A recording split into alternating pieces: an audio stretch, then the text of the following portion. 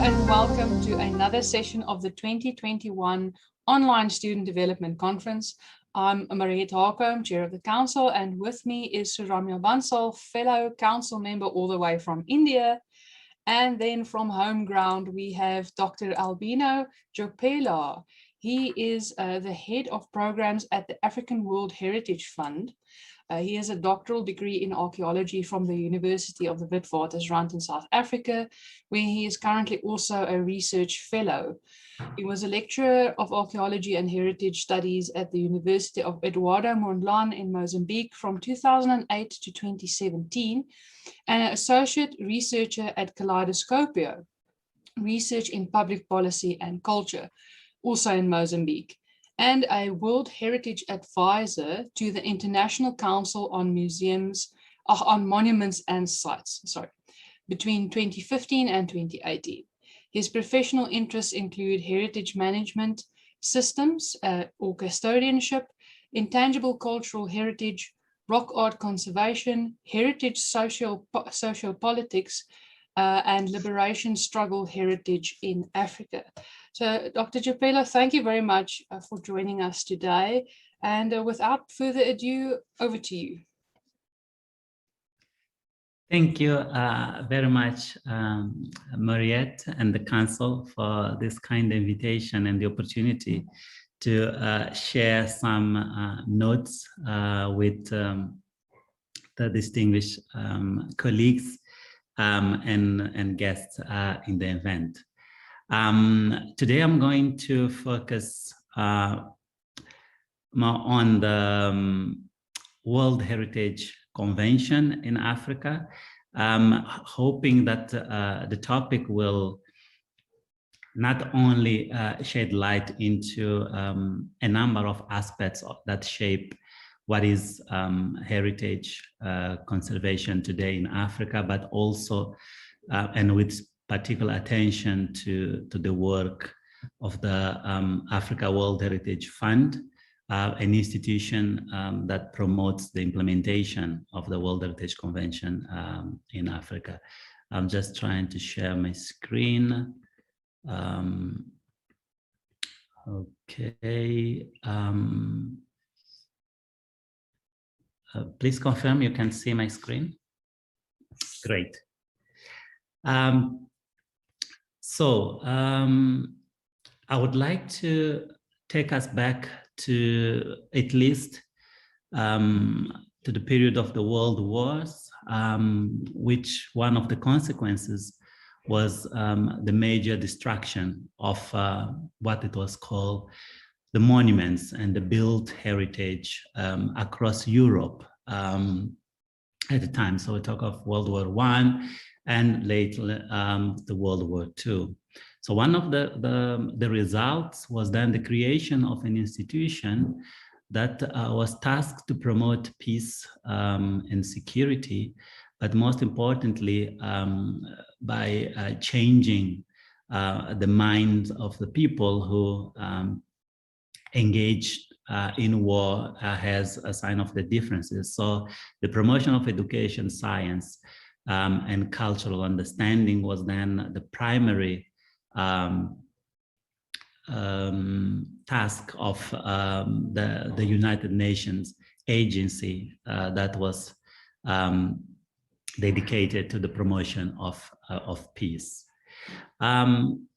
One of the interesting characteristics of the work of UNESCO at the time was a series of campaigns to safeguard heritage considered to be of significance, not only for the countries where the sites were located, but the idea that certain places were so significant that required the attention and the effort of the whole international community under the guidance of UNESCO. And we have two important moments here. One is the campaign in Egypt to safeguard the sites that would be impacted by the flooding due to the construction of the Aswan Dam in the 1950s, and then later the flooding of another important and iconic site, which was the city of Venice. And this whole exercise solidified the idea that solidarity among nations and the commitment of the international community was a primary requirement for safeguarding certain places in the world. So this is basically the key principle and the idea that informed in 1972 the adoption of the World Heritage Convention, which is basically the notion that some places are so significant, which they and such significance transcend their territories, and therefore it is the whole world or the whole humanity has the obligation to contribute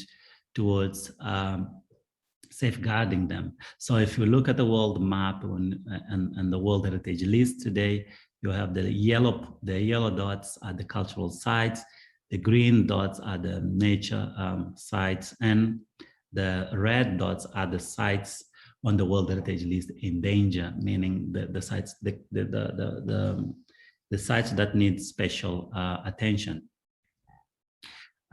So as we then look into the whole World Heritage system, we find, I would say, four main components, generally speaking.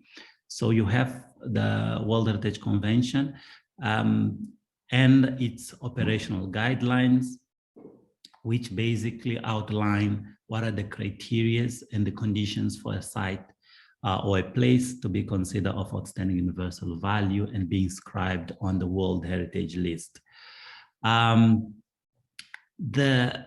You then have three centers of power and production of knowledge and decision making.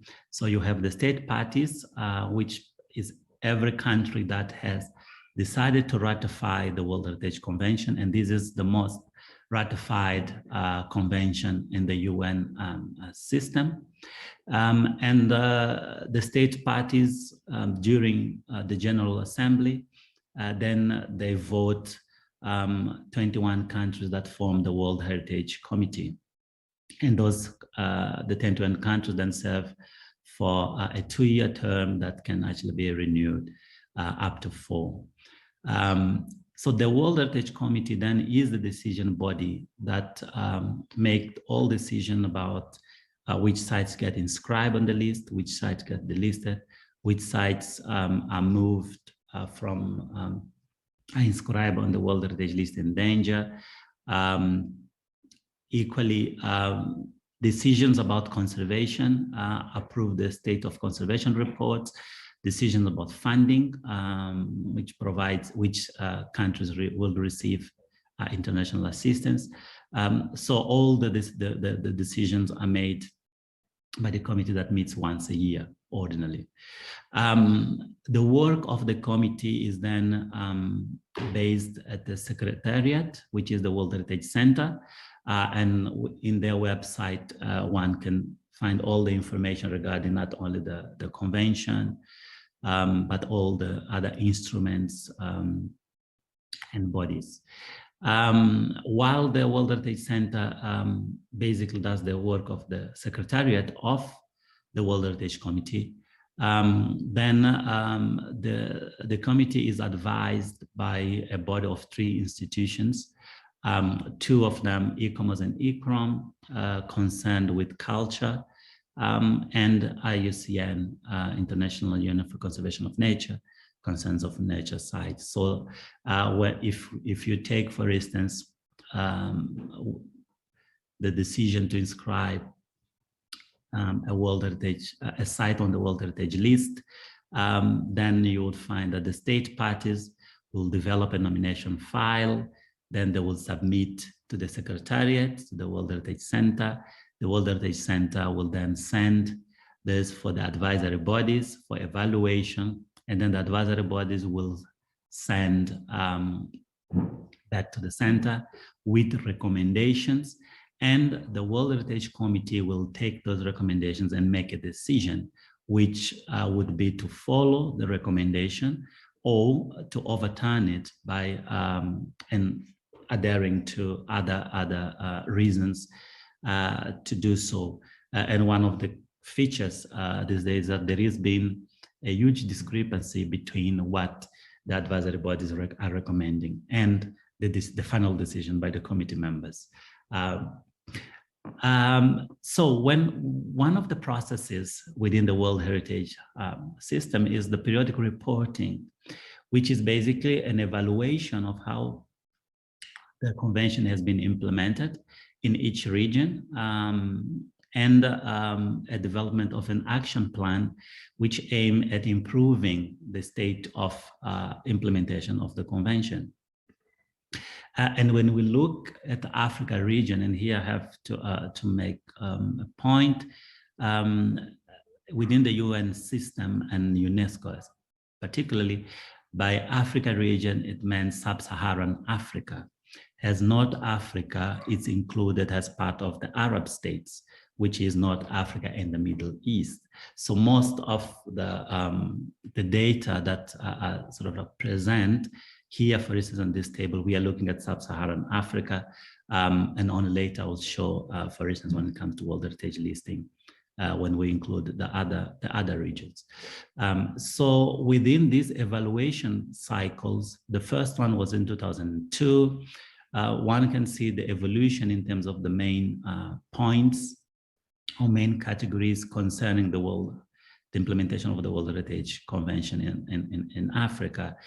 And there has been a positive trend in terms of the number of countries that have ratified, the number of sites inscribed. The only negative trend has been when it comes to the World Heritage sites on the World Heritage list in danger, which although the objective over the years has been to reduce, we had an increase, and this is due to a number of reasons. For instance, recent conflicts in North and Western Africa, which then put sites, for instance, the 5 World Heritage sites in Libya, all the World Heritage sites in Mali on the danger list. We also have had some disasters, for instance, fires of the sites such as the Katsubi tombs in Uganda, but also other challenges when it comes, for instance, to the extractive industries and the impact on natural sites. So it was during this exercise of evaluation of implementation of the convention in the first cycle that the African countries decided that there was a need for an institution that would dedicate itself to fund the implementation of the World Heritage Convention in Africa. And that's the main idea behind the creation of the African World Heritage Fund, which was created both by the Africa Union and UNESCO, becoming a Category 2 in 2010.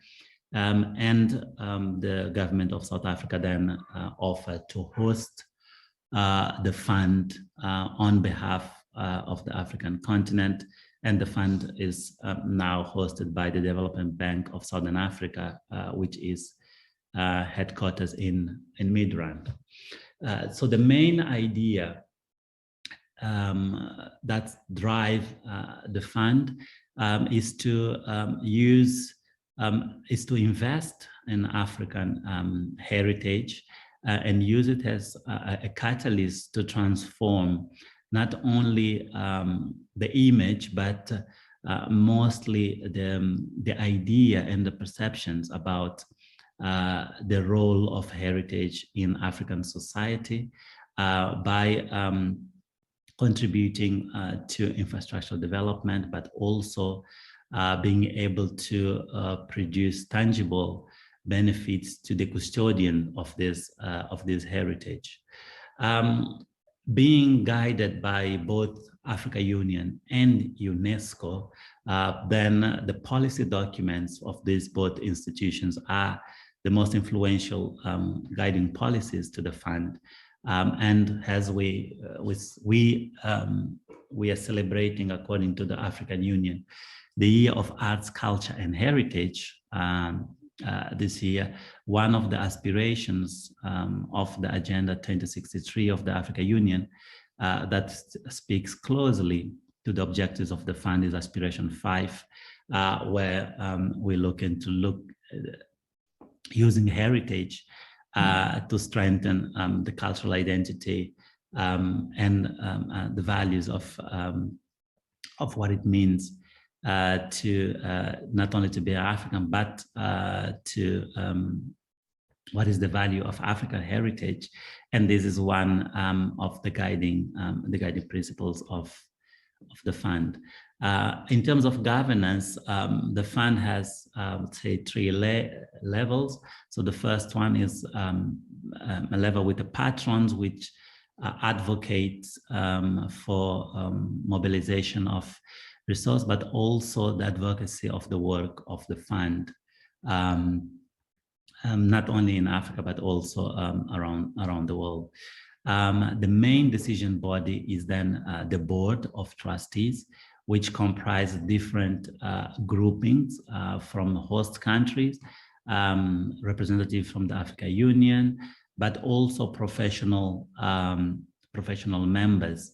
And again, the African Union and UNESCO themselves. The way the fund works was created as an endowment fund, whereby an initial investment of $25 million would then generate the interest to fund the activities that need to be implemented. And this would be undertaken through also a series of independent fundraising activities that will then contribute for the funding of those activities. When we then look into the major contributors, we have the Northern and European countries, but also the host country, which is South Africa, and they tend to contribute into different segments. Some countries contribute directly to a specific program, and others contribute to the endowment fund. And if you look at the distribution of the contributors, and in terms of the level of contributions, we'll see that although the Africa World Heritage Fund has its mandate to operate across the whole continent, is still falling short when it comes to contributions from African countries. So what is then the state of implementation of the World Heritage Convention today?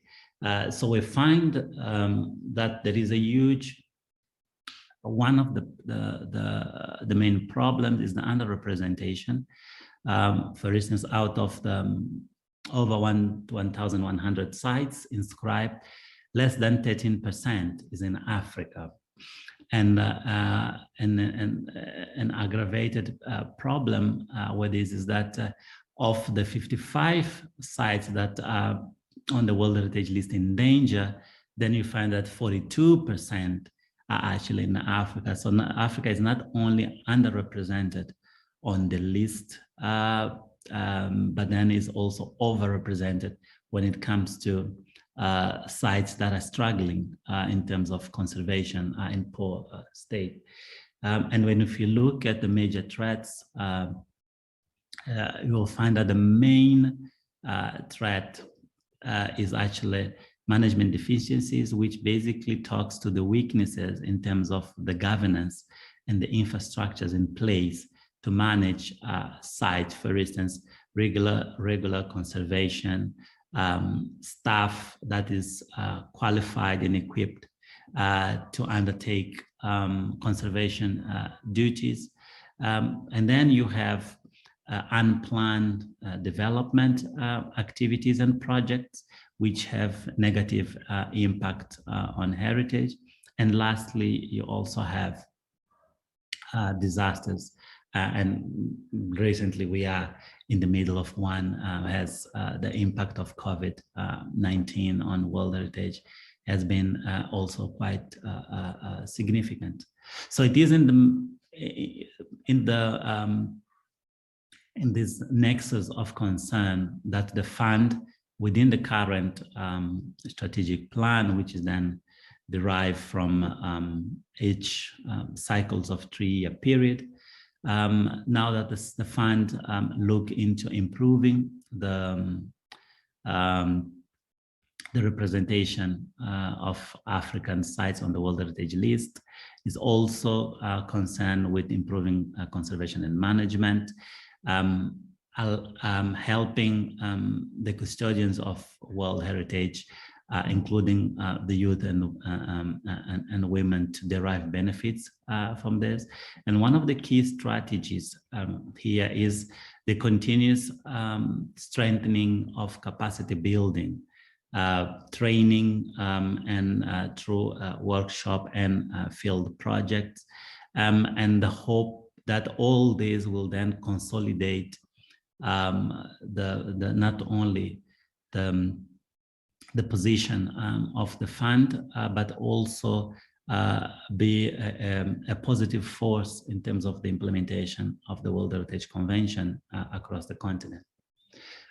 So the way the fund, meaning the Secretariat of the institution, works is that all the 5 objectives are then channeled when it comes to programs into 3 main areas. So the first area look into what we call upstream, looks into conducting studies and analysis of the areas that need special attention when it comes to increasing the number of sites, conducting nomination training, where a series of capacity building to help African professionals be more familiarized with the World Heritage processes and the World Heritage Convention itself, but also helping countries to undertake the different processes that are required for them to list a site on the World Heritage list. The second pillar on the safeguarding of World Heritage, we then look into risk preparedness, which is all the mechanisms and that should be created or are in place to prevent any disaster from having a negative impact on a site. We also look into issues of conservation and management, and here we will talk a little bit in a minute about the activities.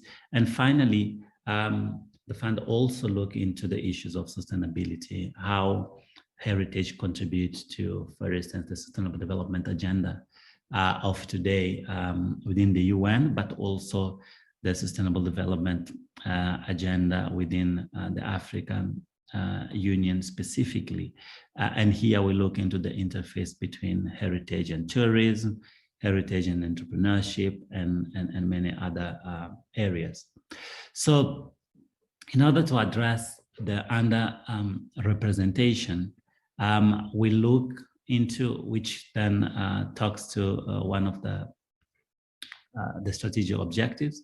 So we look into a series of nomination training which started in 2018 and has consisted in bringing together professionals that are working on a nomination file to take them through the whole process, and then allowing them to have a period of development of this nomination, which is then monitored and mentored by a series of experts, and then they reconvene to present the result.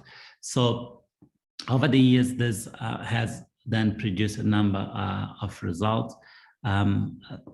Oh, apologies. This is the outdated map, whereby we will have, up to today, we have around 29 sites that have been through, successfully inscribed, and that have been through this process.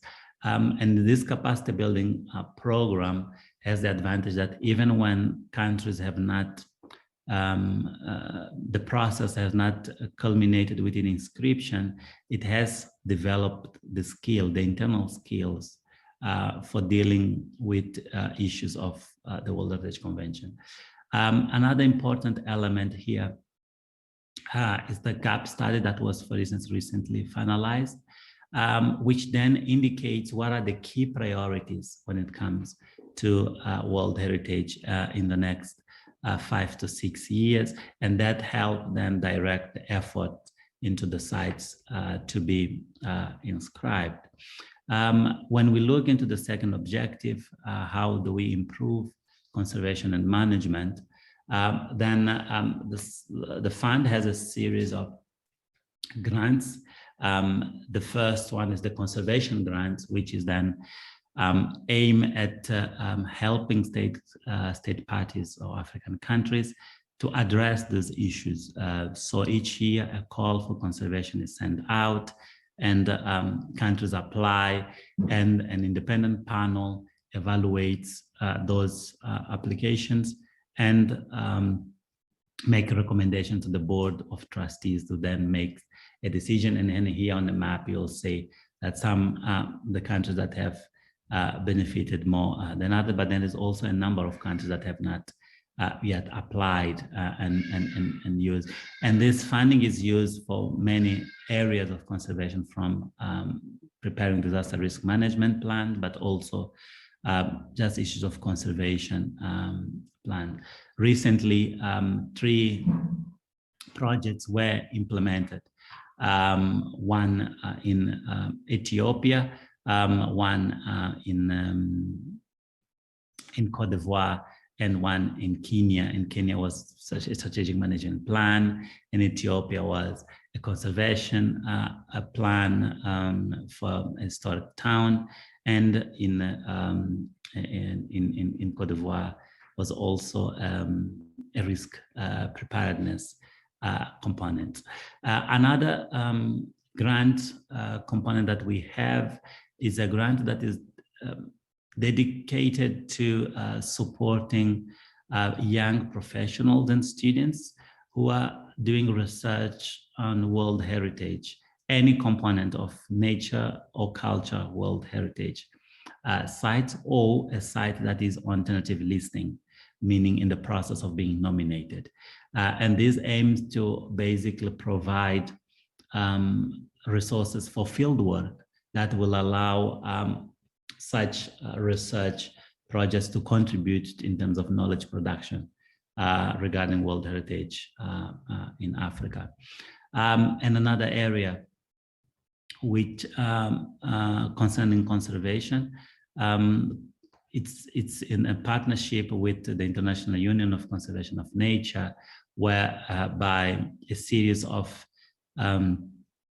projects are implemented to help the countries with sites on the World Heritage List in danger to recover, contribute to the recovery of such sites, and then so that they can be removed from the list. And the latest success stories come from 2 natural sites, one in Ethiopia, one in Cote d'Ivoire.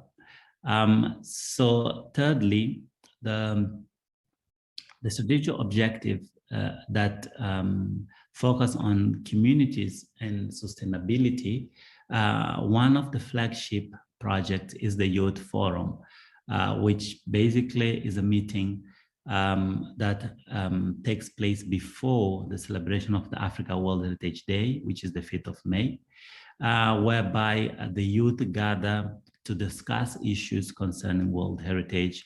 And in such forum, they are also trained on a specific aspect of World Heritage. For instance, this year we just finished the Youth Forum, which is an online forum looking into entrepreneurship around World Heritage sites, where a number of around 37 participants were selected from across the continent and benefited from such training. And at the end, there were also the 3 best pitches in terms of business propositions were then awarded first, second, and third place, which will then ensure continuity and support of such projects.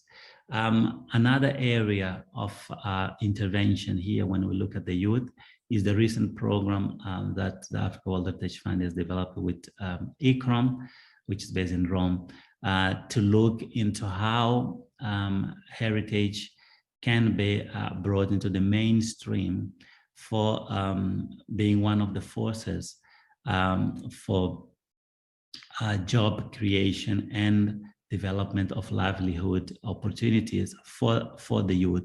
So this is more of a long-term project which aims to bring heritage to address developmental issues such as youth unemployment, and is one the project that is now in the pilot phase. Also, with relation to sustainable development, we're now looking into the policy that was adopted by UNESCO into how issues of heritage should be integrated within sustainable development agenda. And now there is a publication that we have recently finalized, where we present some of the case studies and some of those recommendations. We have also looked into how some of the activities such as tourism development around World Heritage sites and what I would say the bottlenecks around such development, but also an understanding of the role of tourism and tourism opportunities around the World Heritage sites. Apart from the Youth Forum, we also have the celebration of the Africa World Heritage Day, which is declared by UNESCO as a dedicated day to celebrate. And this falls within also the celebration of the Africa Month. In terms of outreach, then we also have regular publications that aim at showcasing the African World Heritage sites, but also the activities of the fund and the activities of the countries that support the implementation. And also one of the areas is our social media, which we then conduct a series of activities, including a campaign to promote World Heritage and also create awareness amongst mostly the African public on World Heritage. I thank you for your attention, and I will be very happy to answer any questions that you might have at this moment. Thank you. Thank you so much for your presentation. Really interesting stuff to see, all the initiatives being implemented, to ensure that heritage sites across the world get the proper recognition, that they deserve. So Romeo, shall I hand it over to you? Do you have any questions? Yes, thanks. Thanks, Albino and Mariette, for sharing different aspects of World Heritage and its convention in Africa. So you touched upon sustainability. So I was just wondering if you could give us like a case study where certain conservation programs are being carried out, especially in the context of climate change. So that would be really helpful in understanding how the process takes actually at ground level. Okay. I think the issue of sustainability, of the idea that any development to be sustainable has to take into consideration heritage, it is now key, it is commonly accepted. And it is also accepted that one of the greatest threats in our times is climate change that has actually affected a number of sites. Recently, for instance, on the 25th of May, we celebrated Africa Day. One of our activities on the 25th of May was the launch of a project called Climate Vulnerability Index, CVI, whereby we, the Africa World Heritage Fund, team up with international partners such as e-commerce, but also universities across the world, which are part of now a network, which is the Climate Heritage Network, which is a group of organizations from civil society interested to promote climate actions, which are focusing on the preservation of heritage. So within this specific program, one of the things that we aim to achieve is to look at two case studies, one in the site of Suku in Nigeria, and one Kilwa Kiswani in Tanzania, and to see how the impact of climate change can actually be assessed in a specific site. Because one of the problems we have today is that most site managers and authorities would understand that climate change is impacting on their sites, but there is no specific tool, method, and measurement to actually be able to assess and monitor. So it is through development of this tool in a specific, using 2 pilot projects in Africa, that we hope that then that model can be recreated and made available to other sites in order to understand the impact of climate change. That is on one area.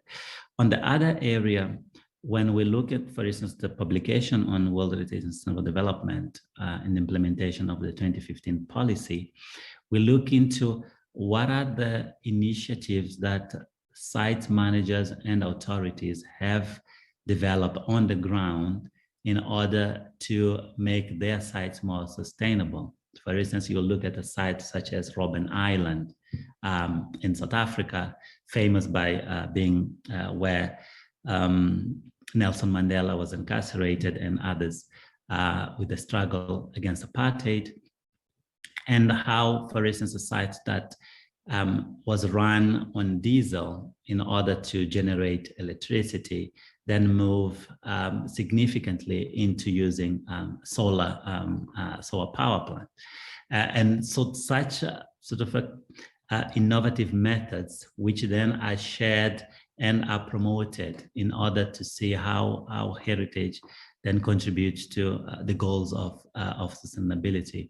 Although is I would say, an incipient work still at the moment, it already giving interesting trends in terms of gathering case studies, examples, but also bringing the reflection into the mainstream of the discussion when it comes to heritage, that is no longer thinking of physical conservation only, but also looking into societal concerns such as sustainable development.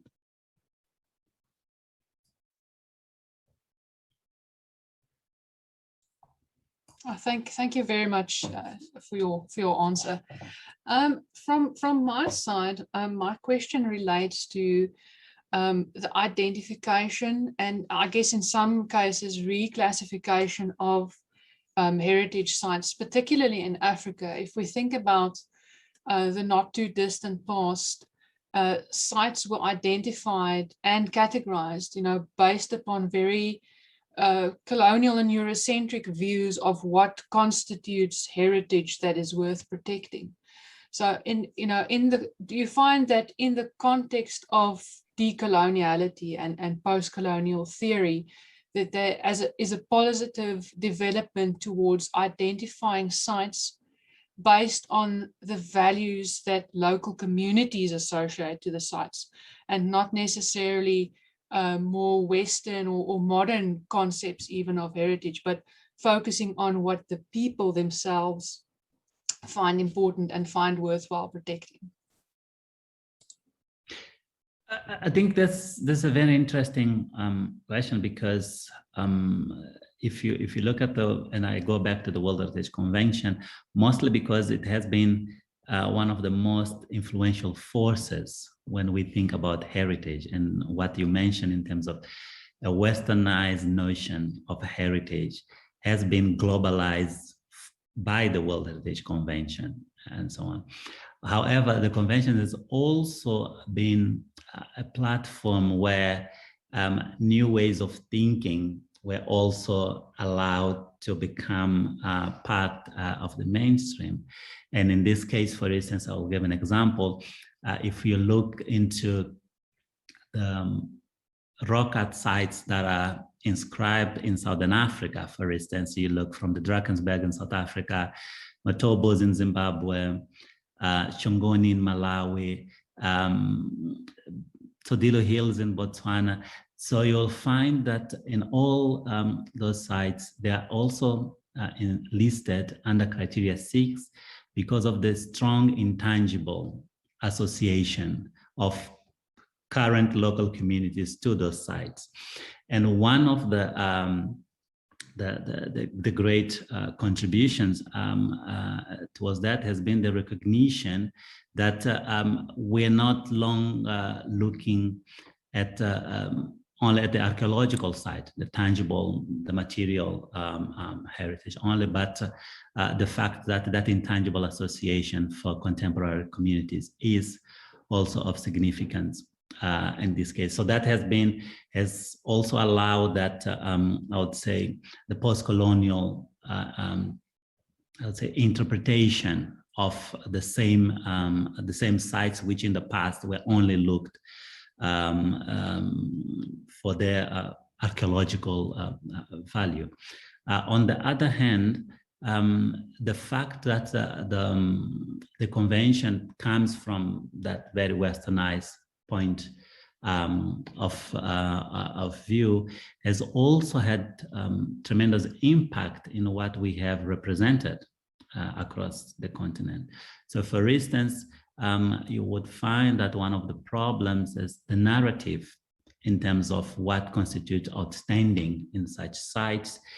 In some sites, we'll talk more to, I would say, a history of the Western world rather than the African world. For instance, although there are sites that were inscribed for, let's say, the island of Mozambique, in Mozambique, it's inscribed for its strategic location on the discovery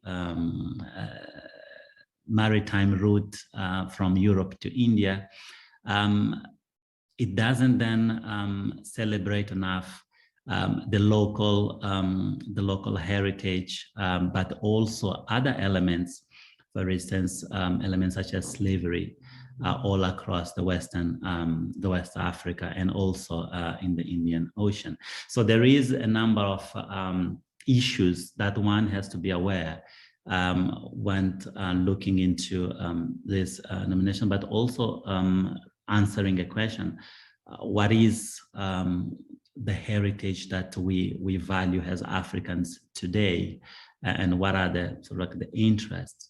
And one of the exercises we are doing now is, for instance, a reconceptualization of what is considered modern heritage of Africa, to move beyond the idea, for instance, that we have two sites. One is the city of Asmara in Eritrea, and the city of Rabat in Morocco, which are classified as the modernist cities and the only modernist city in Africa. But one can also argue that basically those are, one is a French colonial city and one is an Italian colonial city. So can we have modern heritage beyond a colonial city? And what are those testimonies of African modernity, which are also worth celebrating as we celebrate from the other region. So there are a number of areas which need critical thinking and critical discussion, but there are also opportunities to actually engage and help shape the discourse when it comes to African heritage and world heritage in particular. Thank you.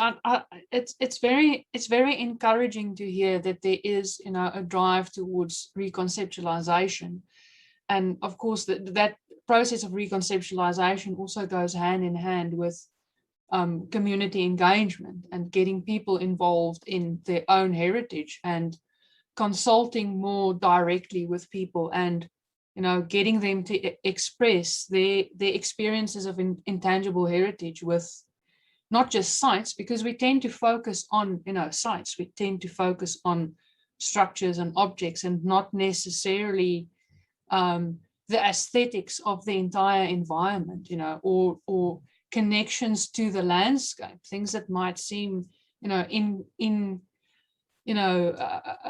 unimportant or insignificant in, you know, in terms of more traditional colonial or European views. So it's good that, you know, these issues, that we are aware of these issues and that it is being addressed. Thank you. So Ramya, do you have any further questions? So I was just thinking about, you know, student participation in the various initiatives by the fund. You mentioned about the youth forum and the research grants. So in what other ways can the students or emerging professionals, you know, say assist in the process? Because at say university level or just recent graduates, how can they be more involved in the process of, say, learning about the nomination or, you know, managing of certain sites? So are there other opportunities that are welcomed by the fund at the moment? Yes, thank you. That's very critical. Yes, and I would ask you to make available our contact, my email and the contacts of the organization to whoever would want to get in touch. And I would also encourage anyone interested to look into our website, which I can also forward you the link, but I think it's easy to find. One of the initiatives that we're doing, we are developing a database of not only African experts, but also emerging professionals in the field. And this will allow us to put everyone on a contact list, whereby we would share regular information.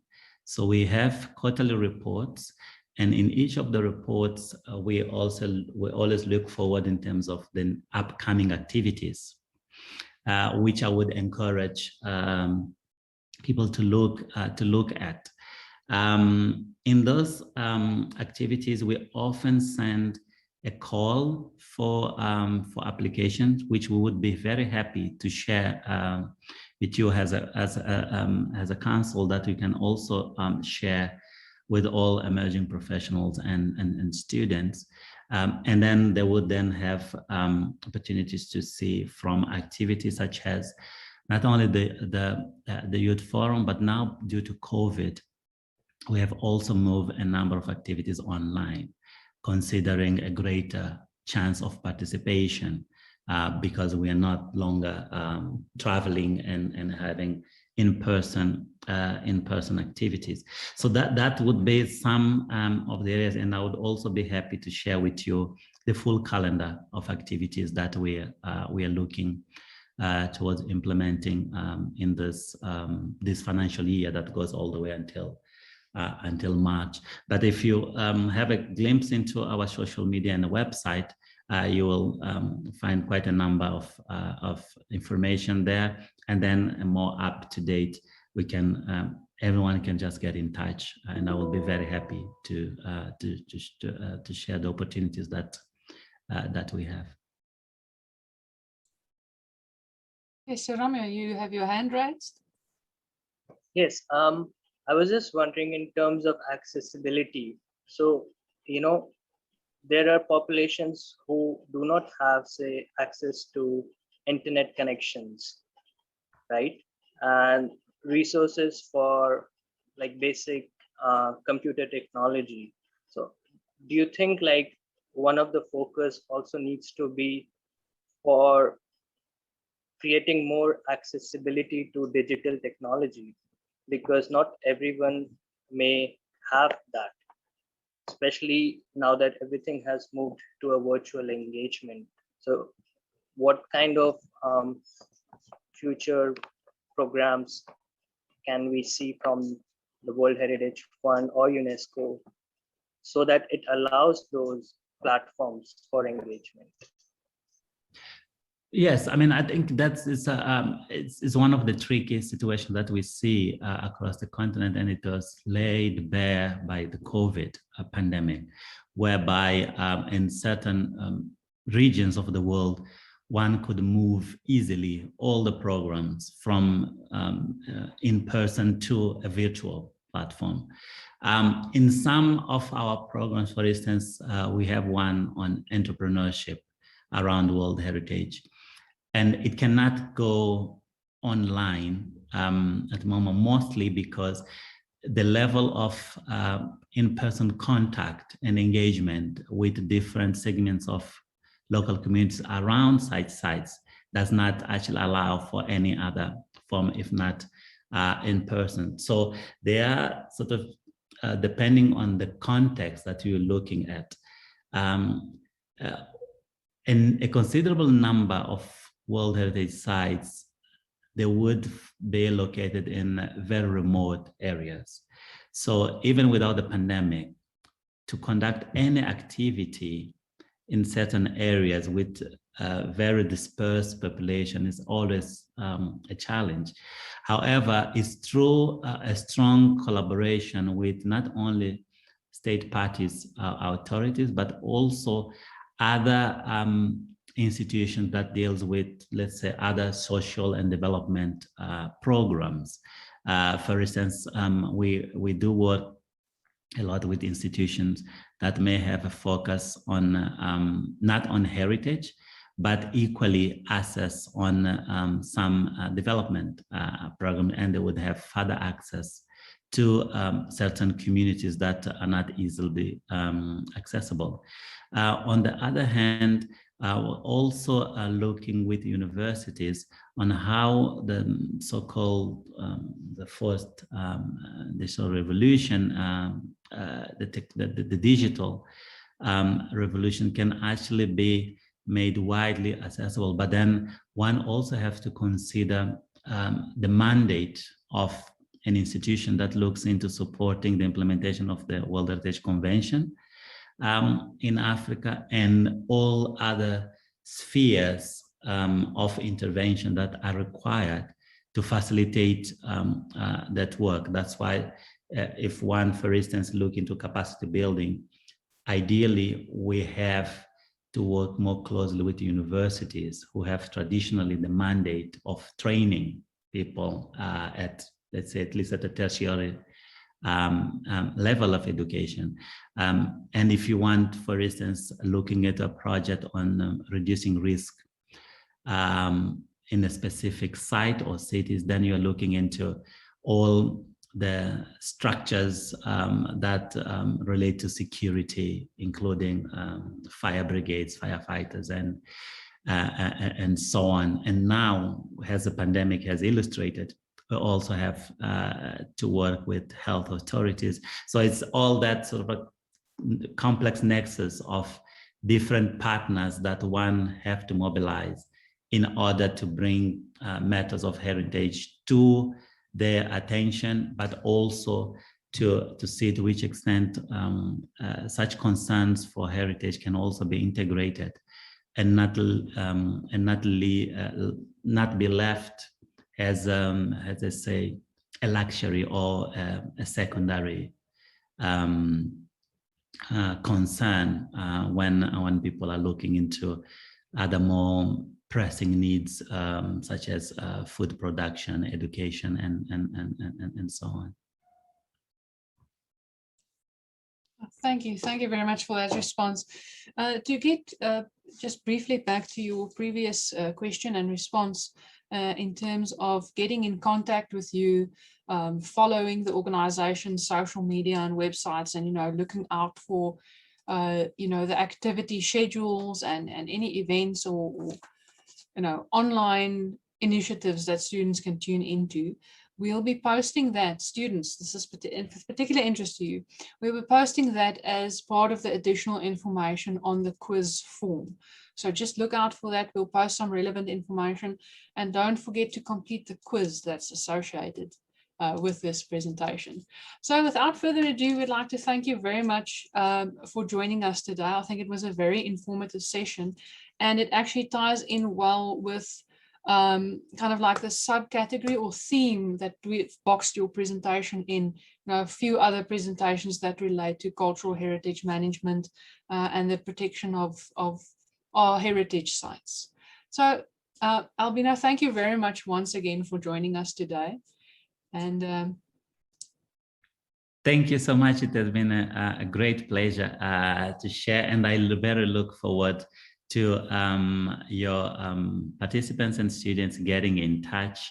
And also I will be sending you some of the informative material that I think it might be of interest for anyone to be more familiarized with the work that we do. So thank you so much. Wonderful. Thank you for that. All right, everyone. Have a fantastic day further. Bye. Bye-bye.